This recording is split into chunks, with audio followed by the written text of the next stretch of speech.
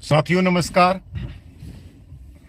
आप भाई लाइव देख रहे हो, जितने भी भाई लाइव जुड़ सकते हैं वो जुड़ने की कोशिश करो। और भाई साथ की साथ में आप इस वीडियो को शेयर भी करना और कमेंट भी करते रहना। भाई गौरव कुमार भाई कह रहे हैं गुड।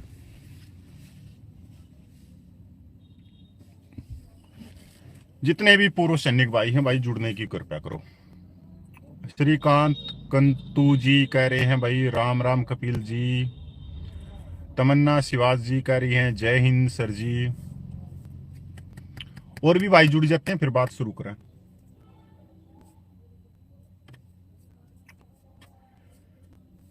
साथियों, कभी आप लोगों ने ये सोचा है कि आप जब नहीं रहोगे तो आपकी फैमिली को कितनी पेंशन मिलेगी? आप तो 50% ले रहे हो, आपकी फैमिली 30% के करीब उसकी पेंशन बनेगी। और वो 12-12,500 रुपये में किस तरह से गुजारा करती होगी? कभी नैतिकता के हिसाब से, कभी दिल पे पत्थर रख के सोचा हो कि यार मैं जीवते जी 50% पेंशन ले रहा हूं, उसके बाद में मैं सिक्योरिटी गार्ड की नौकरी भी कर रहा हूं, मैं कहीं रेडी भी लगा रहा हूं, मैं दूसरे काम भी कर रहा हूं, खेती भी कर रहा हूं, कोई भैंस बकरी रख के मैं दूध निकाल के उसको बेच भी रहा हूं, तब भी पूरे महीने जो मैं अपने परिवार को चलाता हूं उसके लिए मेरे को हार्ड तोड़ मेहनत करनी पड़ती है जब मैं अपने परिवार को आगे लेके चल रहा हूं। कभी यह सोचा कि हमारे जाने के बाद में हमारा जो परिवार है, जो एक महिला है जो कोई पहाड़ियों में बैठी है, कोई रेगिस्तान में बैठी है, कोई कर्नाटक केरला, और उसके पास में एजुकेशन भी नहीं है, वो किस तरह से 12,500 रुपये में गुजारा कर रही होगी? अगर दो छोटे छोटे बच्चे हैं, 8वीं 10वीं क्लास में पढ़ रहे हैं, तो मेरे हिसाब से पूरे हिंदुस्तान में ऐसा कोई स्कूल नहीं है जिसकी कम से कम 4,000 रुपये उसकी फीस ना हो। फिर उसके कपड़े, बस का किराया, एडमिशन का खर्चा, खाने पीने पे पता है। और उसके साथ ही साथ में अगर जैसे मैं हूं, मेरे माँ बाप अगर जीवंत है, मैं पहले निकल लिया और वो जीवंत है, तो उनकी कुर्ता पजामा, उनकी चप्पल जूते, मतलब किस तरह से वो 12,500 रुपये में गुजारा करें? यह सवाल मेरा आप लोगों से है, ना कि मेरा उस मेजर जनरल से है जो 2015 में जंतर मंतर पे ओआरओपी की लड़ाई लड़ी। मेरा जवान, मेरी सैनिक विधवा माता बहने, मेरी सैनिक विधवा माता बहने, जिसने 15 सितंबर 2013 की रेवाड़ी रैली करी कि ओआरओपी मिलेगी तो मेरे जवान को मिलेगी, मेरे जवान को मिलेगी। जवान को तो मिल गया मंदिर का घंटा। बता, अरे वही मेजर जनरल और उसके साथी आपकी ओआरओपी को डकार गए, आपकी ओआरओपी के डकार गए आज के दिन, जब ये हमारी माता बहनें जो सैनिक विधवाएं हैं उनकी ये हालात है। और जबकि हम पिछले 11-12 साल से संघर्ष कर रहे हैं अपने ही 30 लाख पूर्व सैनिकों को जगाने के लिए, पर दर्द वो दरी कुर्सी बिछाने से बाज नहीं आ रही है। आज उस मेजर जनरल ने आप लोगों का सहयोग लेके, आप लोगों से दरी कुर्सी बिछवा के एक कर्नल से लेके एक लेफ्टिनेंट जनरल की सेम पेंशन करवा दी, एनएफयू दिला दिया। ओआरओपी 3 में आपके चू नहीं होती, कानों में कत्ती बिल्कुल नहीं होती। अकेला वो मेजर जनरल इसका जिम्मेवार नहीं है। इसके जिम्मेवार आप हो। और उसके अलावा जो ये कोट टाई वाले यूट्यूबर हैं, 800 के करीब यूट्यूबर हैं, और 102% कौन है ये यूट्यूबर जो वीडियो आप लोगों तक पहुंचा रहे हैं, गुमराह कर रहे हैं, बरगला रहे हैं? कौन है ये? कभी सोचा आप लोगों ने कि कोट टाई पहन के आ रहे हैं, मेडल लगा रहे हैं छाती पे, नीचे वीडियो के नीचे चल रहा है सूबेदार फलाना सिंह, सूबेदार मेजर फलाना सिंह, ऑनरेडी कैप्टन फलाना सिंह। 800 के 800 हमारे जूनियर कमीशन, ये 800 यूट्यूब चैनल चला रहे। मैं आज पूरे देश के मेरे बहादुर जेसीओ साहिबान से पूछना चाहता हूं, मेरे सूबेदारों से पूछना चाहता हूं, मेरे ऑनरेडी लेफ्टिनेंट ऑनरेडी कैप्टन से पूछना चाहता हूं, क्या आपके साथ में दोयम दर्जे का व्यवहार नहीं हुआ पे पेंशन में? आपके साथ में क्या पे पेंशन में जबरदस्त भेदभाव नहीं किया गया? आज एक हौलदार 24,000 रुपया बेसिक पेंशन ले रहा और एक सूबेदार 29,000 रुपया। हौलदार ने 18, 19, 20 साल नौकरी करी, सूबेदार ने 28 साल। तो सूबेदार की तो पेंशन कम से कम 42-43,000 रुपये होनी थी। तो इसका जिम्मेवार कौन है? इसका जिम्मेवार है ये आपके भाई जो कोट टाई पहन के आए दिन बकवास करते हैं, बरगलाते हैं। इसके जिम्मेवार यही हैं। मैं अपने ऑनरेडी लेफ्टिनेंट कैप्टन से पूछना चाहता हूं, आपकी बेसिक पेंशन 43,000 रुपये है। कभी आपने सोचा कि आपसे एक रैंक ऊपर एक मेजर की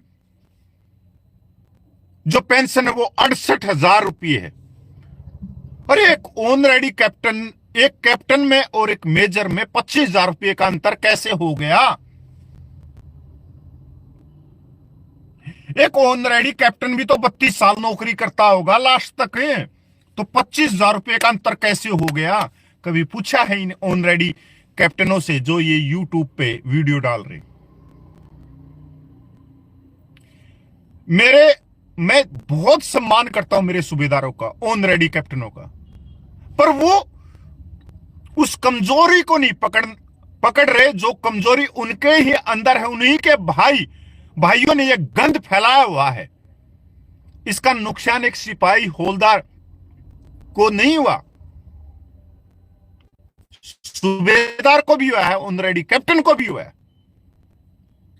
आज जिस सिपाही की पेंशन 20,000 रुपये है, उस सिपाही की पेंशन 24,000 रुपये से ऊपर होनी थी, और ORP 3 में 26,500 रुपये के करीब होनी थी। इसका जिम्मेवार कौन है? यही 800 यूट्यूब चैनल वाले। और आज जो हमारा सूबेदार जो पेंशन ले रहा है, उसकी पेंशन होनी थी 42,000 से ऊपर। सूबेदार मेजर की पेंशन होनी थी 46,000 से ऊपर, और ऑनरेडी लेफ्टिनेंट कैप्टन की जो पेंशन होनी थी वो होनी थी 65,000 के करीब। इसका जिम्मेवार कौन है? कभी सोचे आप लोगों ने? ये यूट्यूब चैनल वाले यही है, असली तो यही जड़ है। हम संघर्ष बेशक करते रहे, पर गुमराह यही करेंगे। एक ऑनरेडी कैप्टन कोट टाई पहन के आए दिन वीडियो डाल रहे हैं, पता नहीं 15 लाख व्यक्ति उसको सब्सक्राइब किए हुए। 2 दिन के वीडियो जाके देखना, खुशखबरी, वाह जी वाह, सरकार ने ये दे दिया। और अंदर जाके देखते हैं क्या कि ECHH के अंदर विटामिन की गोलियां मिलने लगी। हथेली बजा, चलो भाई ताली बजा दो। आज मैंने उससे कोट टाई वाले यूट्यूबर का वीडियो देखा कि एक गोल टोपी वाला जयपुर ने लेटर लिख दिया, लव लेटर लिख दिया भारत सरकार को, अरे वही गोल टोपी वाला सूबेदार 30 लाख पूर्व सैनिकों की कमर में छुरा घोप के भाग्या है, वो सबसे बड़ा गद्दार है। जंतर मंतर के आंदोलन को पीछे धकाने वाला, सरकार की गोद में बैठने वाला वही गोल टोपी वाला एक इंसान है जो 17 लाख रुपया लेके भाग गया। अभी उसके लेटर निकल रहे थे पिछले दिनों। ना ओआरपी की बात करी, ना मिलिट्री सर्विस पे की बात करी, ना परमेश्वर की बात करी, ना डिसेबिलिटी पेंशन की बात करी, ना सैनिक विधवा माता बहनों की बात करी, ना जेसीओ ऑनरेडी कैप्टन की विसंगतियों की बात करी, ना सीएसडी कैंटीन की बात करी। बात क्या कर रहा है, क्या लेटर लिख रहा है? रिजर्व बैंक को जो पर्सनल लोन पे ज्यादा इंटरेस्ट है, कम कर दो। अरे भाई 30 लाख पूर्व सैनिकों ने थोड़ी लोन ले रखा है, तेरा ये काम है तो ये चीजें लिखेगा। पर्सनल लोन किसके लिए होता है कि अचानक जरूरत पड़ जाए उसके ऊपर तो लेगा। तू गांव में मांग लेना किसी आदमी से, एकदम तुम्हारे घर में कोई प्रॉब्लम होगी, गोल टोपी वाले सूबेदार, कोई ब्याह शादी होगी या कोई और प्रॉब्लम होगी, और गांव में किसी व्यक्ति के पास में जाओगे पैसा मांगने के लिए कि भाई मेरे को दे दे, तू 1.5 रुपये छोड़, मैं तेरे को 2 रुपये सैकड़े का ब्याज दूंगा, 2.5 रुपये का ब्याज दूंगा। क्यों? क्योंकि तुम्हारी मजबूरी को पहचान लेता है। फिर कहता है कि टोल फ्री किया जाए, मतलब हमारे पास में यही बकवास चीज है।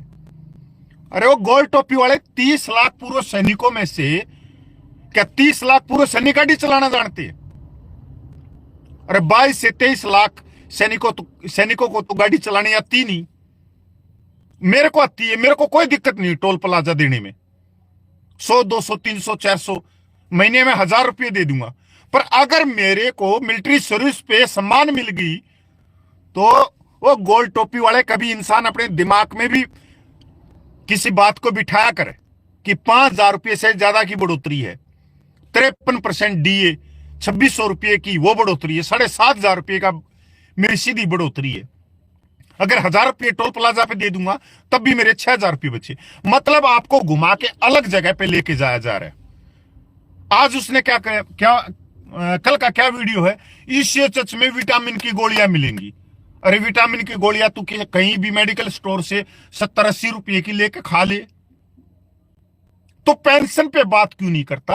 क्योंकि यह व्यक्ति वो गद्दार व्यक्ति है जिसने 30 लाख पूर्व सैनिकों की जो जायज मांगे थी, जो आत्मसम्मान था, जो न्याय था, जो स्वाभिमान था, वो तोड़ के भाग गया।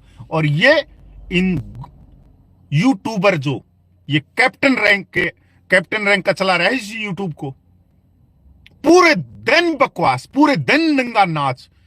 कभी भी बेशरम व्यक्ति ये नहीं कहते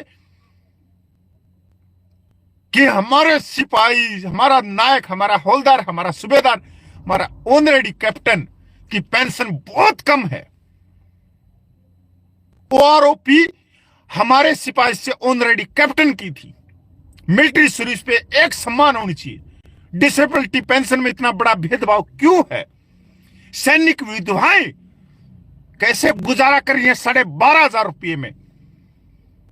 इस ऑनरेडी कैप्टन को इतना भी ज्ञान नहीं है कि जो सूबेदार की सैनिक विधवा है वो 17-18 हजार रुपये में अपने बच्चों को पाल रही है। अगर उस सूबेदार की सैनिक विधवा के पास में एक लड़का हुआ, अगर 12वीं में भी पढ़ रहे हैं ना, 11वीं 12वीं में, तो उसकी पेंशन, अरे तू फीस भरने की बात कर रही, उनकी काफी किताबों में चली जाती है। फीस तो अलग रह गई, एडमिशन अलग रह गया, आने जाने का खर्चा अलग रह गया, खाने का अलग रह गया, कपड़ों का अलग रह गया, बिजली बिल है, चावल है, हल्दी है, मिर्च है, पता नहीं फ्रूट है। कभी ये सोचा है? मेरे को तो भाई तुम बोल सकते हो, पर मैं उस धारा का व्यक्ति नहीं हूं। प्रतिदिन में 2 बार मैं कहीं भी कितना भी बिजी हूं, मेरे पास में 1 मिनट खाना खाने का समय भी नहीं हो, तब भी मैं अपनी जिम्मेवारी, अपनी नैतिकता के हिसाब से इस चैनल के ऊपर पूरे देश को जगाने की कोशिश करता हूं कि आपका हक खाया गया है, और पूरे देश में पहुंचाने की कोशिश करता हूं, भारत सरकार तक पहुंचाने की कोशिश करता हूं। बताओ भाई, इसमें मेरा क्या फायदा है? ये मेरी नैतिकता, क्योंकि वो पूरे देश की जो सैनिक विधवा माता बहनें हैं वो कहीं ना कहीं मेरे से जुड़ी हुई। क्या पता किस सैनिक विधवा माता बहन के जो उनका पति था कभी मेरे को पानी पिलाया हो, कभी मेरे को आशीर्वाद दिया हो, कभी छाती का लगाया हो, कभी पता नहीं कानबाई में जाते हुए उसके हाथ से कभी मैंने दाल डलवा ली हो, पता नहीं क्या क्या होगा, मैं नहीं जानता हूँ, नहीं मैं शकल जानता हूँ, क्योंकि हम पूरे देश में घूमते। तो मेरा क्या, मैं उनका खाना खा के, उनका नमक खा के, क्या मैं उनकी आवाज नहीं उठाऊंगा? भाई मेरा कर्तव्य है।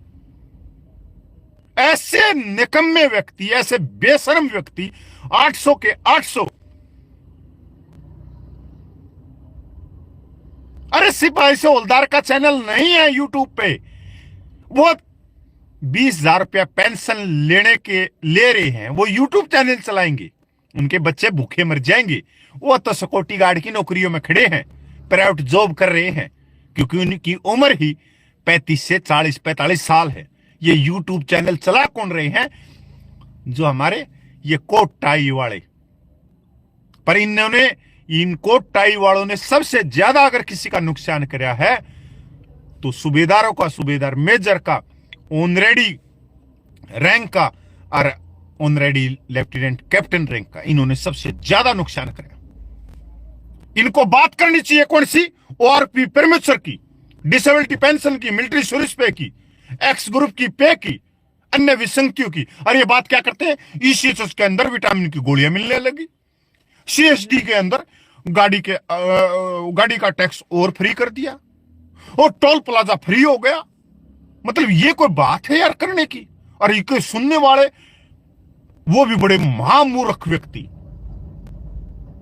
मतलब आपको इनका काम है, इनको एक टारगेट दिया गया है। ये तो मेरे को पता लग गया इतने सालों में कि इनके पीछे कोई ना कोई है, एक विशेष राजनीतिक पार्टी। जब किसी बच्चे को स्कूल में नहीं पढ़ाना हो ना, तो म्यूजिक लगा दो, उनको डांस में नाचने लग जाएंगे। ओह ओह, पार्क में घुमा ले आओ, क्योंकि पढ़ाएंगे तो उनको ज्ञान होगा। तो पढ़ाई के ऊपर ना आके वो बच्चों को इधर उधर ही घुमाते रहेंगे। ऐसा ही हुआ है 30 लाख पूर्व सैनिकों के साथ में। जो यूट्यूबरों ने जो 800 है, वो सरकार के इशारे पे, सरकार की गोद में बैठ के सारी चीजों को खत्म कर दिया। आज वो कोट टाई वाला ऑनरेडी कैप्टन कह रहा है ओआरपी मिलिट्री सर्विस से अन्य मांगे सरकार के पाले में। लेटर लिख दिया। भाई लेटर लिख दिया तो संयुक्त राष्ट्र का कोई अध्यक्ष लग रहा है क्या? ये तेरा गोल टोपी वाला लिख रहा है। लेटर तो हमने 16 साल में पता नहीं हजारों लिख लिया, कई ट्रक भर के खड़े हुए हैं रक्षा मंत्रालय में ऐसे लेटरों के। बता नहीं लिखे हो तो? अरे 14 मीटिंग हमने करी है, तुम तो पिछले दरवाजे से सरकार से मिलकर उस आंदोलन को तोड़ने वाले हैं। पर हमने तो गेट से बाहर निकलते ही वीडियो डाले हैं कि भाई ये बात हुई, ये है। 8-10 आदमियों को लेके गए हैं, तभी तो हम धरने की नौबत पर पूछे कि सरकार ने हमारी नहीं सुनी। और तुम कह रहे हो सरकार को लेटर लिख दिया, लव लेटर लिख दिया। तुम्हारा लव लेटर वो भी वाह वाह वाह, गोल टोपी वाला बहुत बढ़िया, कोट टाई वाला बहुत बढ़िया, करते रहो तुम। पर तुम पाप के भागीदार हो, और उस पाप के भागीदार हो जो आज तुम्हारे को नहीं दिख रहा। तुम्हारे को खा जाएगी एक दिन इन सैनिक विधवाओं की हाय, खा जाएगी। सुन लेना, अगर तुम्हारे तक मेरा वीडियो पहुंच जाए तो। कोट टाई वाले यूट्यूबरों, तुम्हारे को इन सैनिक विधवाओं की हाय खा जाएगी। जिस तरह से उस मेजर जनरल को हाय पड़ी हुई है, आज उसको उठाने वाले और बिठाने वाले 4 व्यक्तियों की जरूरत पड़ी है, क्योंकि वो सैनिक विधवा माता बहनों का हक खा के भाग्या हुआ हो मेजर जनरल। करोड़ों रुपया चंदा में आए हुए रुपयों को लेके भाग्या हुआ हो मेजर जनरल। और तुमने तो 17 लाख रुपये तुम लेके भागे हो, चाहे तुम बैंक में नौकरी कर रहे हो, तुम चाहे वकालत कर रहे हो, चाहे तुम जाके अब महाकुंभ में भी डुबकी लगा लेना, पर इस पाप से तुम कभी बच नहीं सकते जो तुम करके 2023 में उस आंदोलन को तोड़ के भागे हो। वो आंदोलन नहीं था, वो 30 लाख पूर्व सैनिकों का एक इंसाफ, एक न्याय, एक आत्मसम्मान, एक स्वाभिमान और एक न्याय था जिसको तुम तोड़ के भागे हो। ये हाय तुम्हारे को खाएगी, लिख के देता हूं मैं, लिख के देता हूं तुम्हारे को, ये हाय खाएगी। पूरे देश में छाती में हाथ मार के ये कहता हूं कि कोई व्यक्ति खड़ा होकर कह दे 30 लाख पूर्व सैनिकों में किसी का मैंने 10 रुपया खाया हो, मैं उसको 10,000 रुपया दूंगा। आज तक कोई खड़ा नहीं हुआ। मैंने जो मेरी नैतिकता थी, मेरा कर्तव्य था, मैंने आज तक दरी कुर्सी बिछाई तो मेरे जेसू साहिबान के लिए बिछाई, मेरे जवानों के लिए बिछाई।